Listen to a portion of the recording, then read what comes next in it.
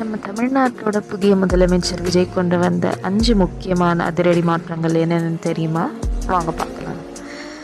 முதலாவது, எல்லா வீட்டுக்கும் மாதம் 200 யூனிட் வரைக்கும் இலவச மின்சாரம் தர திட்டம் இப்போ அமலுக்கு வந்தாச்சு. ரெண்டாவது, நம்ம பசங்களோட எதிர்காலத்துக்காக ஸ்கூல் சிலபஸில் சூப்பரான புதிய கல்விக் கொள்கையை கொண்டு வந்திருக்காங்க.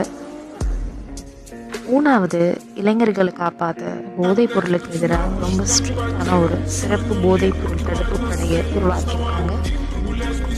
நாலாவது, பெண்கள் மற்றும் குழந்தைகளோட பாதுகாப்புக்காக ஸ்பெஷல் ஹெல்ப்லைன் நம்பரோட ஒரு புதிய பாதுகாப்பு படையும் களத்தில் இறங்கியிருக்கு.